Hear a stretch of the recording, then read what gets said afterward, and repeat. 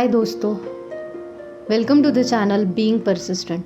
आज जो है हम मोटिवेशन की थ्योरीज में जो लास्ट थ्योरी है वो लेने वाले हैं, जो कि आती है under the process theories of motivation. Okay, so इसमें आपको गोल सेटिंग थ्योरी के बारे में अलग अलग कंसेप्ट्स पता चलेगी। और अगर आपको इससे पहले की जो भी मोटिवेशन थ्योरीज हमने ली है तो आप प्लेलिस्ट में जाके चेक कर सकते हो, या फिर इसके पहले के जो भी वीडियोज़ है उसमें आप चेक कर सकते हो। सो जिससे आपको मोटिवेशन की हर एक जो भी थ्योरी है तो उसके बारे में आपको कॉन्सेप्ट्स क्लियर हो जाएंगे। सो स्टार्ट करते हैं। और अगर आप चैनल पे नए हो तो लाइक एंड सब्सक्राइब ज़रूर कीजिए, जिससे आपको आने वाले हर एक ऐसे नए वीडियो की नोटिफिकेशन मिलती रहेगी। सो बेसिकली जो गोल सेटिंग थ्योरी है ये किसने दी थी? Edwin lock in 1960। Edwin lock जो था उसने ये गोल सेटिंग थ्योरी जो है उसका जो कंसेप्ट है सामने रखा था। एंड गोल सेटिंग थ्योरी, हमें नाम से ही क्या पता चल रहा है कि कोई भी हमें अगर लाइफ में कुछ करना हो या फिर अचीवमेंट करनी हो तो हम पहले क्या करते हैं, हमारे सामने एक गोल रखते हैं, चाहे वो छोटा हो या बड़ा। बट मोस्टली छोटा एंड बड़ा, इसमें फ़र्क क्या होता है कि आपका गोल जितना बड़ा होगा तो उतना ज़्यादा आपकी जो मोटिवेशन की लेवल है वो कैसी होगी, हाईएस्ट या फिर ग्रेटेस्ट होगी। Okay, so goal setting theory of motivation was given by Edwin Locke, and this theory proposed that individuals' intentions to work toward a goal are major source of motivation। मतलब कि without any goal the person cannot be motivated at all। Okay, अगर उसका एक बड़ा गोल है तो वो क्या करेगा कि उस गोल के हिसाब से अपने डे के अलग अलग टास्क डिवाइड करेगा। अपने डे में वो गोल को अचीव करने के लिए वो अपने डे में भी वो टास्क इंक्लूड करेगा, जिससे उसके गोल को अचीव करने में आसानी हो। ठीक है, सो ओवरऑल उसका डे भी क्या होगा, मोटिवेटेड रहेगा for the specific goal. And इसमें कहा गया है कि जो डिफ़िकल्ट गोल्स है, मतलब जो कि अचीवेबल तो है बट डिफ़िकल्ट है, अगर उस पर एफर्ट्स लिए जाए तो वो अचीव हो सकते हैं। सो इसकी वजह से वो जो पर्सन है तो वो क्या करेगा, गोल डिफ़िकल्ट है इसके लिए क्या करेगा कि सपोज करो 12th का जो बोर्ड एग्ज़ाम रहता है तो उसके लिए नॉर्मल जब हम 1st to 9th स्टैंडर्ड तक पढ़ते हैं तो इतना ज़्यादा मोटिवेटेड नहीं रहते हैं। हाँ, एग्ज़ाम आएगी तब पढ़ाई करेंगे, बट बोर्ड के 10th एंड 12th का जो बोर्ड होता है तब हम ज़्यादा अवेयर हो जाते हैं, तब हम ज़्यादा मोटिवेट हो जाते हैं। एंड हम डेली बेसिस पे चाहे वो जल्दी उठना हो, चाहे वो अलग अलग सब्जेक्ट के लिए अलग अलग टाइम देना हो, चाहे वो पूरा दिन खुद को मोटिवेटेड रखना हो, ये सारी चीज़ें उसमें आ जाती हैं। क्यों? क्योंकि हमें 10th और 12th का जो बोर्ड एग्ज़ाम है वो पास करना है। ये सिंपल एग्जांपल से हमें पता चला कि जो भी डिफ़िकल्ट गोल्स है तो वो हमें मोटिवेट रहने के लिए मदद करते हैं। ठीक है, और उसके रिज़ल्ट भी हायर रहते हैं। एंड उसके रिज़ल्ट मतलब क्या कि अपना जो परफॉर्मेंस है वो उस गोल के हिसाब से होगा। एंड उस गोल के हिसाब से अगर हम परफॉर्मेंस देखें, उसका रिज़ल्ट भी जो है वो क्या आएगा, हायर आएगा। ये पर्टिकुलर गोल जो होता है तो अगर उसके बारे में हमने उस पर परफॉर्म किया और उसके बारे में हमें अगर अच्छा फीडबैक मिला तो वो जो पर्सन है वो मोटिवेट होता है और अच्छी चीज़ पाने के लिए।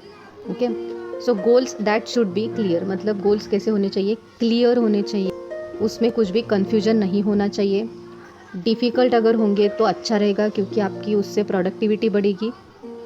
स्पेसिफिक होना चाहिए, रियलिस्टिक होना चाहिए कि हाँ ये गोल अचीव हो सकता है, ऐसा नहीं कि कुछ इमेजिनरी बनाया है। ठीक है, I want to fly in the air, इस तरह का जो अनअचीवेबल गोल है, मतलब हम एरोप्लेन से तो उड़ सकते हैं but I want to fly without aeroplane, इस तरह का जो अनरियलिस्टिक गोल हम इसको कह सकते हैं। So goal must be realistic and challenging होना चाहिए, जिससे आपको हर एक दिन कुछ मोटिवेटिव करने की ज़रूरत महसूस हो। ओके, सो इससे आपको ग्रेटर लेवल ऑफ मोटिवेशन हमेशा मिलता रहेगा। So now here they are given that goal should be with clarity होनी चाहिए, उसमें कुछ चैलेंजेस होने चाहिए। क्यों? क्योंकि अगर चैलेंजेस ही ना हो पर्टिकुलर गोल में तो क्या होगा, फिर हमारा जो माइंड है वो एक्टिव नहीं रहेगा, वो हमेशा पैसिव तरीके से काम करता रहेगा और हमारी प्रोडक्टिविटी भी उसी तरह से रहेगी। एंड उसमें कमिटमेंट होनी चाहिए, मतलब हमें अगर वो गोल पाना है तो पाना ही है। ठीक है, इतनी ज़्यादा जो हमारा जो बिलीफ है उस पर होना चाहिए, कन्विक्शन होनी चाहिए कि हाँ मेरा ये गोल अचीव होने ही वाला है। और उस तरह से कमिटमेंट जो है वो पर्टिकुलर पर्सन जो है वो पूरी करता है गोल के थ्रू। उसके बाद है अगर उसने कमिटमेंट पूरी की तो उस पर उसको क्या मिलेगा, फीडबैक मिलेगा। तो वो चाहे क्रिटिसिज्म हो सकता है, मतलब बुरा फीडबैक हो सकता है, या फिर अच्छा मतलब पॉजिटिव फीडबैक भी हो सकता है। So depends how he takes, मतलब कि उसके परसेप्शन पे डिपेंड करेगा कि उसको क्या लेना है। ओके, देन टास्क कॉम्प्लेक्सिटी, कि टास्क जो है उसका जो गोल है तो वो कितना कॉम्प्लेक्स है, मतलब कितना डिफ़िकल्ट है। ओके, सो ये जो चीज़ें हैं ये किस में आती है, गोल्स के अलग अलग प्रिंसिपल्स में। इसके बेसिस पे ही गोल जो है वो डिसाइड किए जाते हैं। ओके, सो जैसे कि है कमिटमेंट। ओके, जैसे हम पब्लिक को, जैसे कोई गवर्नमेंट जब आती है तो गवर्नमेंट क्या करती है कि हम हमारे देश में ये चीज़ लाने वाले हैं। तो ये क्या की है गवर्नमेंट ने, कमिटमेंट की है किसको, पब्लिक को। तो वो कमिटमेंट पे खरे उतरना ये किसकी रिस्पॉन्सिबिलिटी है, गवर्नमेंट की। सो इस तरह से उनका जो गोल है, कोई एक योजना होती है, कोई एक इनिशिएटिव होता है, कोई प्रोग्राम्स होते हैं, तो ये सब सारी चीज़ें कमिटमेंट में आती है। Okay, so that is the goal they have decided to achieve the specific goal for the wellbeing of the society.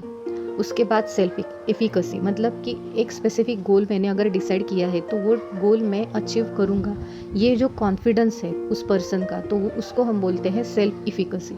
अगर सारे लोग बोल रहे हैं कि तू ये अचीव कर सकता है, तू ये अचीव कर सकता है, बट उस पर्सन को खुद पे ही विश्वास नहीं है कि मैं ये कर सकता हूँ या नहीं, सो इसको हम बोलेंगे कि वो अपने कमिटमेंट पे क्या नहीं है, फिक्स नहीं है। ओके, देन टास्क कैरेक्टरिस्टिक्स, कि टास्क किस टाइप्स के हैं, मतलब इजी है, सिंपल है, मीडियम है, डिफ़िकल्ट है।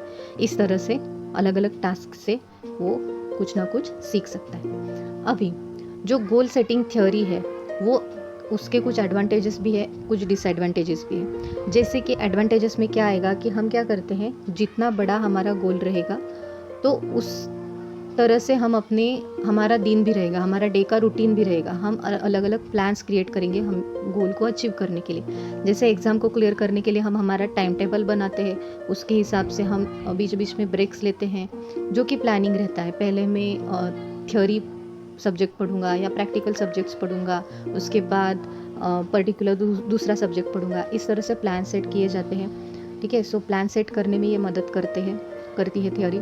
ही हैज़ इंक्रीज्ड अवेयरनेस, मतलब कि उसको एक अवेयरनेस आ जाती है, मतलब वो हमेशा लेजीनेस जो है उसका वो चला जाता है। एंड गोल उसने डिसाइड किया है, इसलिए वो क्या करता है, अपने गोल को पाने के वजह से वो हमेशा अवेयर रहता है और उसी तरह से वो प्रैक्टिस करता रहता है। एंड अपनी प्रायोरिटीज जो है वो डिसाइड करता है हमेशा कि मैंने पहले उठने के बाद क्या करना है। ठीक है, जो भी चीज़ें हैं, और उसके बाद मुझे किसको इम्पोर्टेंस देनी है, उसके बाद मतलब सब चीज़ें बैलेंस करते हुए वो क्या करेगा, अपनी प्रायोरिटीज़ फिक्स करेगा।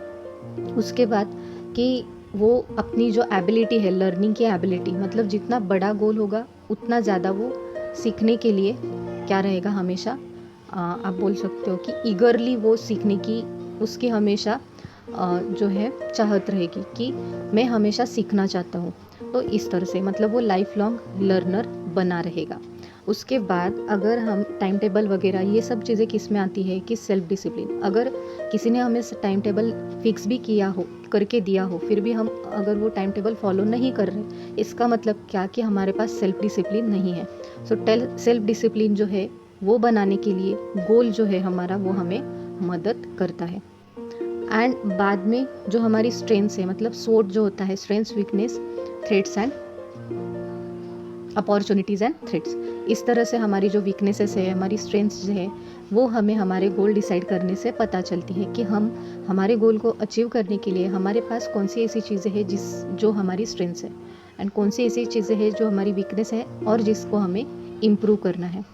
ठीक है, उसके बाद मीनिंगफुल जो गोल होता है हमारी लाइफ का, ठीक है, वो क्या करता है, हमारी लाइफ को एक अच्छी दिशा में क्या करता है, गाइड करता है। अगर हमारी लाइफ में कुछ एम ना हो, कुछ गोल ही ना हो, तो हम मिस डायरेक्ट हो सकते हैं। इसलिए हम क्या बोलते हैं कि हमेशा जब भी 12th की एग्ज़ाम होती है तो टीचर क्या करते हैं, टीचर या फिर अलग अलग जगह पे अलग अलग सेमिनार्स होते हैं, किस लिए, कि स्टूडेंट्स को गाइडेंस करने के लिए कि आप किस फील्ड में जाओ, या फिर कौन सा कोर्स है जो आपको बेनिफिशियल है, किस में आप करियर कर सकते हो अच्छा। तो इस तरह से ये जो गोल्स है वो स्टूडेंट्स को गाइड करते हैं, डायरेक्शन देते हैं और फ्यूचर को क्रिएट करने के लिए एक स्पेसिफिक उनका प्लान क्रिएट करने में भी मदद करते हैं। उसके बाद कुछ डिसएडवांटेजेस है, जैसे कि टाइम कंज्यूमिंग, मतलब गोल जो है, गोल को अचीव करना ये थोड़ी मतलब जितना ज़्यादा आपका हार्ड गोल रहेगा या फिर डिफ़िकल्ट रहेगा, चैलेंजिंग रहेगा, उतना ज़्यादा उसको टाइम लगेगा। ओके, सपोज़ एक पर्सन जो है उसको सपोज़ कंप्यूटर स्किल जो है वो उसकी वीकनेस है, उसको कुछ भी नहीं आता है कंप्यूटर स्किल्स में। सो अगर उसे एक पर्टिकुलर कंपनी में जॉब करनी है, अगर उसे ये स्किल्स सीखनी है तो क्या होगा, अगर उसे पहले से कुछ भी नहीं आता है, उसका बेस भी नहीं है, तो उसको ये सीखने में बहुत ज़्यादा टाइम लगेगा। ठीक है, क्यों? क्योंकि उसका गोल क्या है, I want to learn the computer skills to perform my job responsibilities. So ये जो प्रोसेस है वो टाइम कंज्यूमिंग है एंड एक्सपेंसिव भी है। उसके लिए उसको अलग अलग कोर्सेस लगाने पड़ेंगे, अलग अलग जगह पे फीस पे करनी पड़ेगी। ठीक है, अलग अलग जगह पे उसको यहाँ से वहाँ जाना होगा। सो इस तरह से एक्सपर्ट से गाइडेंस लेना होगा। ये सारी चीज़ें जो है वो एक्सपेंसिव है and irrespective of whether goal is achievable. ठीक है, कि जो गोल है वो आपका अचीवेबल हो या ना हो। Some employees will not be able to perform under pressure. अगर अचीवेबल होगा भी, अगर पर्टिकुलर गोल अचीवेबल होगा भी या ना हो, बट कुछ कुछ एम्प्लॉय जो है वो प्रेशर के अंडर जो है अच्छा परफॉर्मेंस नहीं दे पाते हैं। अगर सपोज़ करो एक स्टूडेंट है और उसको उसके पापा जो है वो हमेशा फोर्स करते रहते हैं कि पढ़ाई करो, पढ़ाई करो, पढ़ाई करो, और उस प्रेशर की वजह से वो अच्छे मार्क्स नहीं ले पाता है। हमेशा ऐसा देखने को हमें मिलता है। बट जब उसको एक अच्छी तरीके से, मतलब प्रेशर ना डाल के एक अच्छी तरीके से अगर हम पेरेंट जो है वो समझाते हैं, तो वो अच्छा परफॉर्मेंस दे पाता है, पॉजिटिव वे से अगर उसको गाइड किया जाए तो। सो इस तरह से अंडर प्रेशर कोई भी एम्प्लॉय जो है वो अच्छा परफॉर्मेंस नहीं दे पाता है, even if goal is achievable. Making sure your goals, मतलब हमारे गोल्स कैसे होने चाहिए कि स्मार्ट होने चाहिए। ओके, स्मार्ट का मतलब क्या, कि स्पेसिफिक होना चाहिए, मेजरेबल होना चाहिए, अचीवेबल होना चाहिए, रियलिस्टिक होना चाहिए एंड टाइमली होना चाहिए। टाइमली मतलब कि जैसे एक स्पेसिफिक टाइम पीरियड में ही आपने वो गोल अचीव करना चाहिए, नहीं तो करते जा रहे और बाकी की चीज़ों पे ध्यान ही नहीं है। सो इस तरह से स्पेसिफिक टाइम में होना चाहिए। उसके बाद जो भी गोल है तो उसको, जो थियोरी है पर्टिकुलर गोल सेटिंग थियोरी, तो उसको अचीव करने के लिए, उसको इनकॉर्पोरेट करने के लिए हमें कौन सी स्टेप्स फॉलो करनी पड़ेगी। First of all identify purpose, मतलब हम गोल क्यों अचीव करना चाहते हैं। मतलब हम जैसे बोलते हैं ना कि हर एक चीज़ करने से पहले हम खुद को पूछते हैं कि मैं ये क्यों कर रहा हूँ। So answer why. ओके, कि पर्पस होना चाहिए कि मैं ये गोल क्यों अचीव करना चाहता हूँ। Then meet with the employ, उसके बाद कि अलग अलग एम्प्लॉयज़ से मिलना। ओके, एम्प्लॉयर ने गोल जो है वो डिसाइड कर लिया, उसके बाद वो एम्प्लॉयज़ से मिलेगा उस गोल को डिस्कस करने के लिए कि कौन सा एम्प्लॉय इस गोल को अचीव करने के लिए तैयार है। उसके बाद प्लान डिसाइड किया जाएगा एम्प्लॉयज़ के साथ बैठ के, ओके, स्मार्ट मॉडल के हिसाब से। उसके बाद make sure the employ has what they need to accomplish the goal, मतलब कि वो देखेगा, एम्प्लॉयर जो है वो देखेगा कि पर्टिकुलर एम्प्लॉयज़ के पास वो स्किल्स है क्या हमारे गोल को अचीव करने के लिए। एंड प्रोवाइड रेगुलर फीडबैक, अगर हर एक एम्प्लॉय अपना अपना इनपुट दे रहा है गोल को अचीव करने के लिए, ओके, सो एम्प्लॉयर क्या करेगा कि अलग अलग फीडबैक देगा, इवेल्युएट करेगा हर एक एम्प्लॉय को असेस करेगा, सुपरवाइज करेगा, उसको गाइड करेगा एंड एम्प्लॉयज़ के परफॉर्मेंस को अप्रिशिएट करेगा। अगर कहाँ पे मिस्टेक हो रही है तो उसको करेक्ट करने के लिए सजेस्ट करेगा। सो इस तरह से जो है गोल सेटिंग थ्योरी की स्टेप्स जो है वो फॉलो की जाती है। ओके, स्मार्ट जो हमने देखा, S specific, M measurable,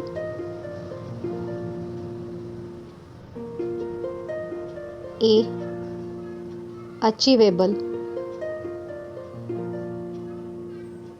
are realistic and T timely.